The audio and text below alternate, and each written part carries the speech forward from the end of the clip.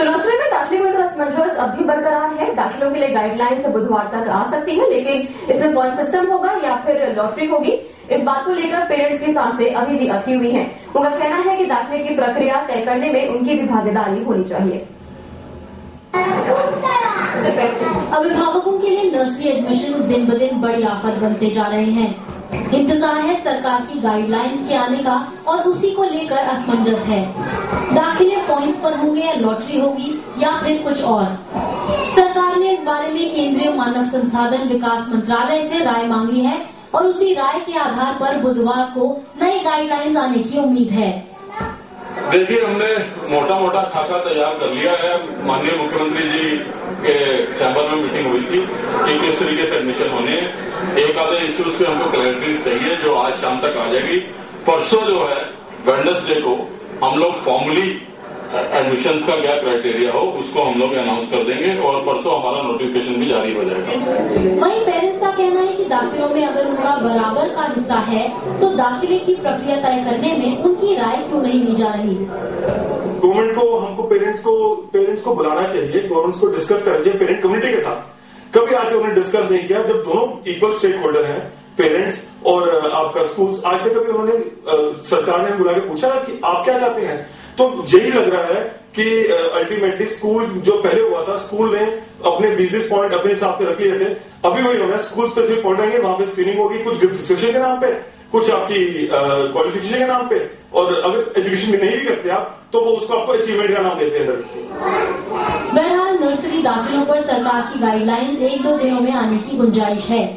ऐसे में अभिभावकों की उलझनें ठीक हो ना हो, दाखिले के आधार साफ हो जाएंगे। पलक शर्मा, दिल्ली आज तक। तो एडमिशन के मसले पर सरकार आखिरकार बुधवार यानी कल अपने पत्ते खोलने जा रही है। एडमिशन पर गाइडलाइंस आने जा रही हैं। सूत्रों की माने तो सरकार ने पुराने पॉइंट सिस्टम और ड्रॉ सिस्टम के बीच तालमेल बिठाने की कोशिश की है ताकि विवादों से बचकर सबको खुश रखा जा सके। नर्सरी एडमिशन कैसे हो, इस पर सरकारी गाइडलाइंस का इंतजार अब खत्म होने को है। लॉ डिपार्टमेंट की राय के बाद सरकार ने एडमिशन का नया फॉर्मूला तलाश लिया है। अभिभावकों के साथ प्रिंसिपल भी पॉइंट सिस्टम की सिफारिश कर रहे थे। इसे ध्यान में रखते हुए ड्रॉ सिस्टम को इससे जोड़ा जा सकता है कि हमारे पेरेंट्स को और विशेष करके सबसे अधिक बच्चों को, स्टूडेंट्स को कोई हैरेसमेंट नहीं होना चाहिए। तो जो उनके हित में सबसे ज्यादा है, चाहे वो नेबरहुड का क्राइटेरिया हो, सिबलिंग का क्राइटेरिया हो, लुमनाई का क्राइटेरिया हो, उन सबको मद्देनजर रखते हुए जो है हम लोग डिक्लेयर करेंगे कि किस तरीके की स्कीम बनानी है। इसके अलावा अनिवार्य शिक्षा के कानून के तहत सभी प्राइवेट स्कूलों में गरीब बच्चों को 25% आरक्षण दिलाना सरकार की प्राथमिकता होगी। यानी कि सरकार एडमिशन के पुराने पन्नों पर ही नई कहानी लिखने का मन बना रही है। वेडनेसडे को हम लोग फॉर्मली एडमिशंस का क्या क्राइटेरिया हो उसको हम लोग अनाउंस कर देंगे। नर्सरी एडमिशन अभिभावकों के लिए किसी बड़ी आफत से कम नहीं। ऐसे में सभी की नजर सरकारी गाइडलाइंस पर लगी हुई है। अब ऐसे में ये देखना बाकी है कि गाइडलाइंस पर लंबा इंतजार अभिभावकों की उलझन को बढ़ाता है या मिटाता है। शिक्षा के अधिकार को सही ढंग से लागू करने के साथ साथ सरकार के सामने सबसे बड़ी चुनौती है स्कूल और अभिभावकों के हितों के बीच में ठीक तालमेल बिठाना और साथ ही में ये भी सुनिश्चित करना कि नई गाइडलाइन मामले को सुलझाने की बजाय और उलझाना दे। कैमरामैन योगेंद्र सिंह और कुमार कुणाल के साथ अमित कुमार चौधरी, दिल्ली आज तक। तो इंतजार आखिरकार खत्म हो रहा है और कल उम्मीद है कि गाइडलाइंस जो है वो आ जाएंगी। और इस वक्त हमारे साथ मौजूद है हमारे दो खास मेहमान जो कि चर्चा करेंगे इसी विषय के बारे में। हमारे साथ मौजूद हैं अशोक अग्रवाल जी, आपका स्वागत है स्टूडियो में, और साथ में है अनिका मल्होत्रा जो कि प्रिंसिपल है कालका पब्लिक स्कूल से, आपका भी स्वागत है हमारे स्टूडियो में। तो कहीं ना कहीं अभी जो पूरा माहौल था कंफ्यूजन का, उस पर अब ब्रेक लगने जा रही है, लेकिन किस तरह की उम्मीद है यहाँ पर आप लगाए बैठे हैं? कोई जानकारी आपको मिल रही हो सूत्रों के हवाले से कि किस तरह की गाइडलाइंस यहाँ पर आने वाली है? देखिए, मैं ये समझता हूँ कि जो सरकार बीच के रास्ते की बात कर रही है ना, ये संभव नहीं है, क्योंकि जो पॉइंट सिस्टम है ना वो एक बच्चे को फेवर करता है और एक बच्चे को डिसफेवर करता है ना। तो एक जो यूनिफॉर्म सिस्टम हो सकता है और जो राइट टू एजुकेशन की जो स्पिरिट है, भावना है, और बहुत क्लियर शब्दों में उन्होंने रैंडम सिस्टम और ये कहा है कि एक बच्चे को दूसरे बच्चे के प्रेफरेंस नहीं देंगे, वो क्लियरली ये इंडिकेट करता है कि आप ड्रॉप लॉट डिस्टेंस रखिए, नेबरहुड बहुत इंपॉर्टेंट है बच्चे के लिए, प्लस ड्रॉप लॉट रखिए। यही एक यूनिफॉर्म सिस्टम है जो सबको बराबर जो है फेवर करता है जी। यानी यहाँ पर आप ड्रॉ सिस्टम की वकालत कर रहे हैं?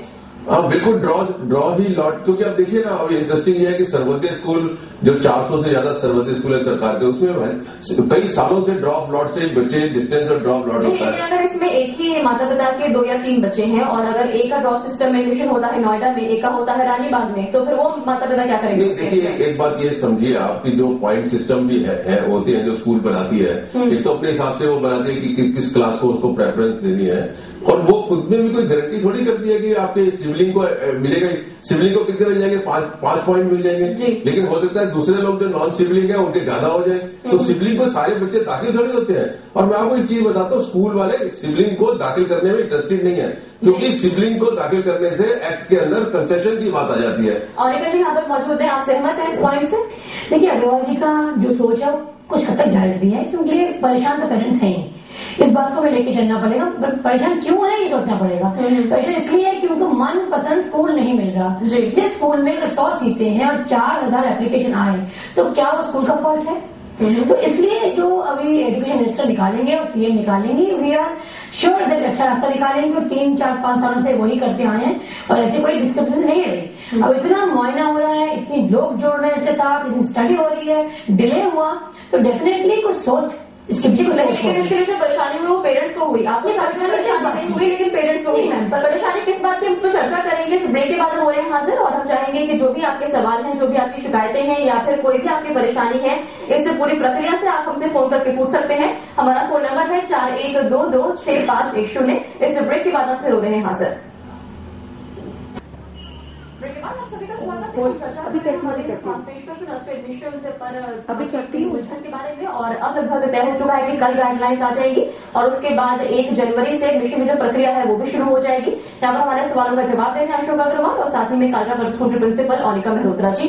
अनिका जी, यहाँ पर आपने कहा कि पेरेंट्स को किस बात की चिंता है? चिंता क्यों नहीं होगी? उनके बच्चे को स्कूल जाना है, लेकिन एडमिशन किस आधार पर होगा ये अभी तक उनको नहीं मालूम है। देखिए जब 15 की डेट फिक्स होती थी तब बहुत कंफ्यूजन रहता था कि भी एट रैंडम कर दिया, कोई गाइडेंस नहीं है, क्लैरिटी नहीं है, तो उस पर सवाल उठे और मिनिस्टर पे बात गई और सीएम तक बात गई, और दोनों ने देखिए बड़े अच्छे कोऑर्डिनेट किया, डिले भले किया, बट एटलीस्ट कोई कॉन्क्रीट हल तो निकला जाएगा। जहाँ पेरेंट्स का सवाल, देखिए जिसका काम उसी को साझे, पेरेंट्स काम है पेरेंटिंग करना, स्कूल का काम है एजुकेशन देना।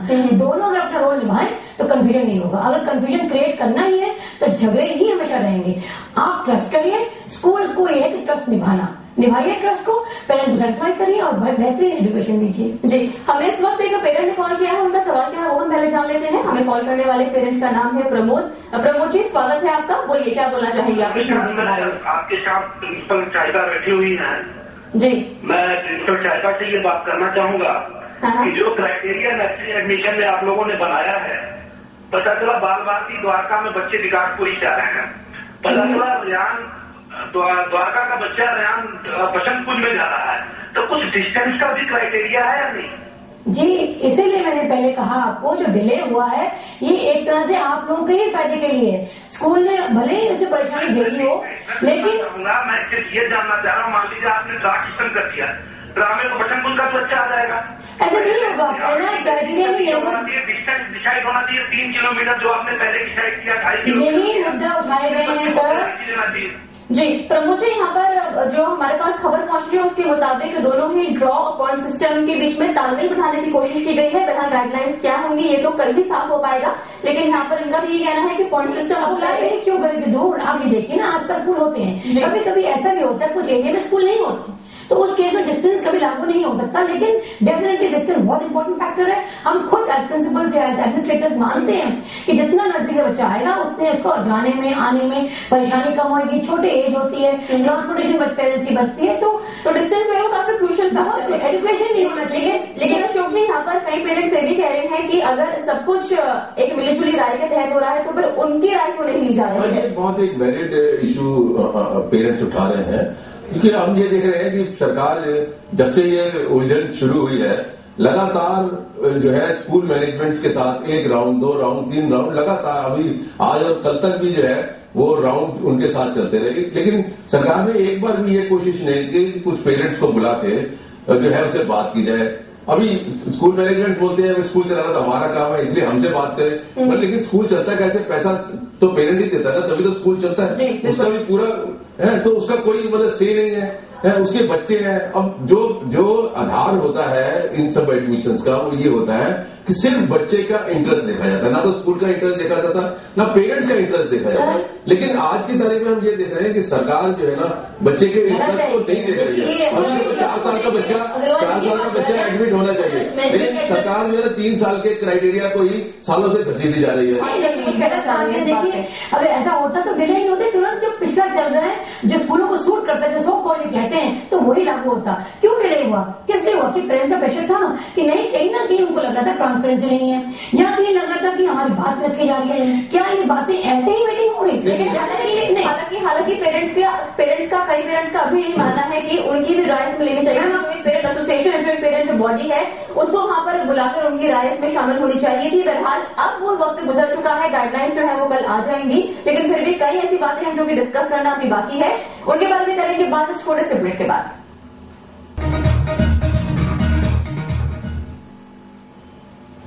तो नर्सरी में दाखिले के लिए गाइडलाइंस क्या होंगी, इस पर तस्वीर कल साफ हो जाएगी। और यहाँ पर ये वाली बात निकलकर सामने आ रही है। राइट टू एजुकेशन एक्ट के तहत 25% बच्चों को आपको मुफ्त शिक्षा स्कूल में देनी होगी, ये प्रावधान इस बार किया गया है। तो वो जो 25% आप लोगों को मुफ्त शिक्षा देंगे उसका पैसा फिर आपको सरकार की 15% था तो कर रहे थे, लेकिन उसी बात में फीस हाइक भी मुद्दा उठे और टीचर्स की 6 पे कमीशन भी बीच में आ गए, तो काफी हुआ। उस चक्कर में शायद स्कूलों ने बहुत हाइक किया, वो भी एक तरह से जो नॉर्मल जनरल कैटेगरी पर लोड पड़ा।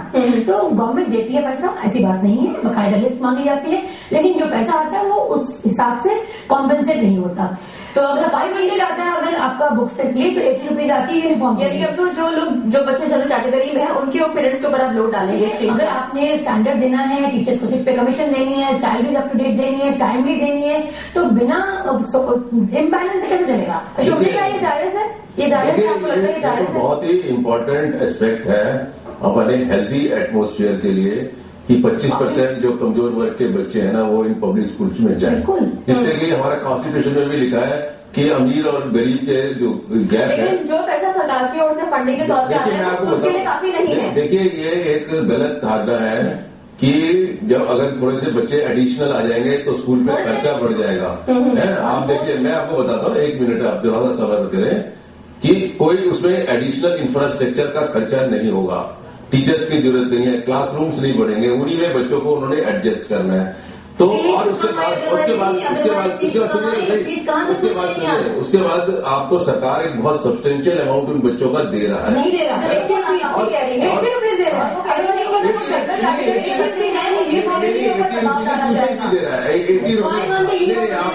हम ले रहे हैं।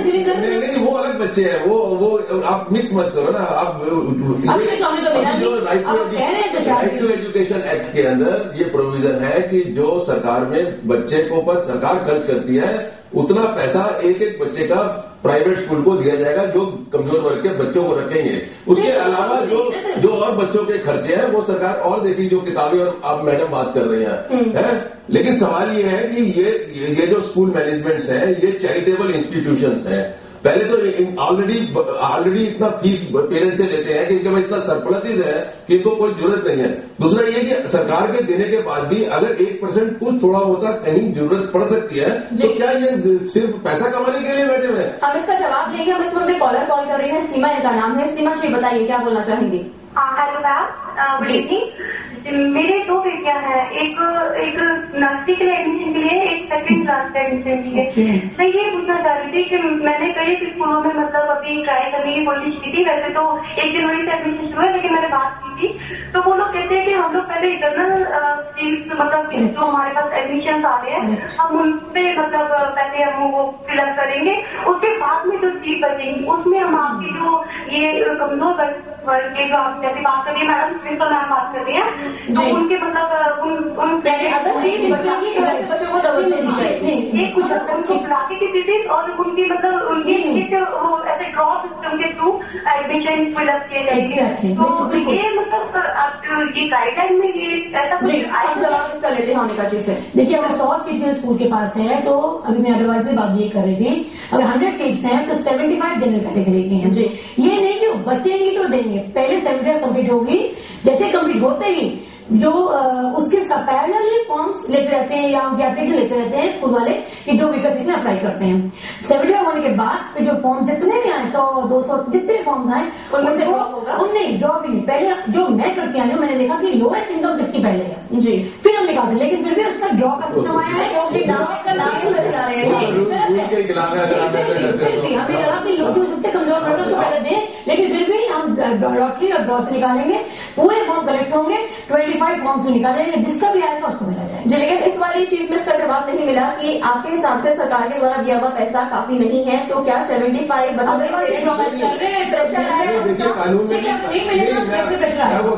के कानून के अंदर सुप्रीम कोर्ट ने लॉ लेट डाउन किया है, उसमें भी एक बच्चे का खर्चा दूसरे बच्चे के ऊपर स्कूल नहीं डाल सकता। तो 75% बच्चों से तो ये 1 रुपया भी उस अकाउंट में नहीं ले सकते, और अगर ये लेंगे या सरकार इनको अलाउ करेगी तो ये मामला फिर कोर्ट में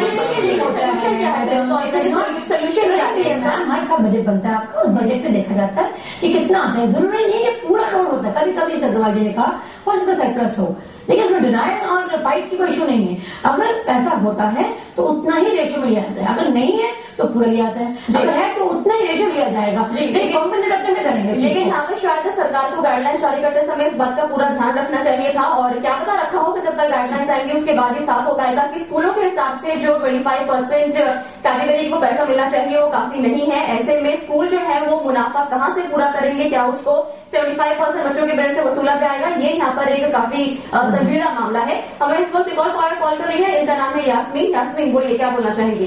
मैं ये कहना चाहती हूँ, ये जो प्रिंसिपल साहिबा है ये अशोक अग्रवाल जी को ऐसे ही समझा रही हैं जैसे वो कोई बड़े वकील ना हो, एक स्कूल के स्टूडेंट हो, जबकि वो अच्छी तरह कानून जानती हैं और उनको अभी कुछ भी नहीं पता। और जितनी भी बात है, अशोक अग्रवाल जी अपने पेरेंट्स का ही भला सोच रहे हैं और ये अपने स्कूल का भला सोच रही है।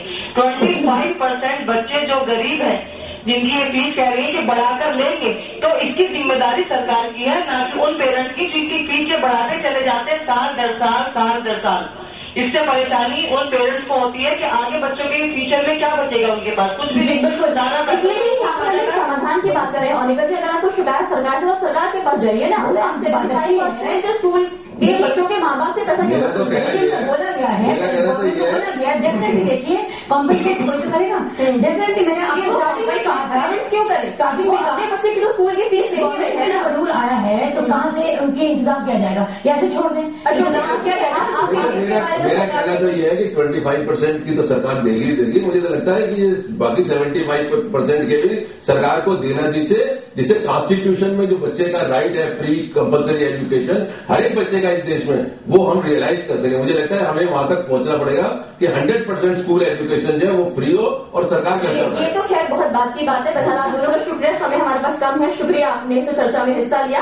तो यहाँ पर कल गाइडलाइंस आ जाएंगे और उम्मीद की जा रही है कि गाइडलाइंस जो है वो स्कूल और पेरेंट्स दोनों के मन मुताबिक यहाँ पे जारी की गई है। लेकिन जहां तक जो ये वाली बात है, इसका समाधान अभी निकलना बाकी है। अगर स्कूल फिर से अपनी मनमानी करेंगे और उस तरीके से फीस हाई करते रहेंगे तो सरकार को इसमें इंटरफेयर करना पड़ेगा और कोई ना कोई यहाँ पे रूल लागू करना पड़ेगा, ताकि पेरेंट्स के ऊपर एक्स्ट्रा पैसे का दबाव जो है वो ना बढ़ने पाए। अभी के लिए फिलहाल इतना ही। आप देखते रहिए दिल्ली आज तक।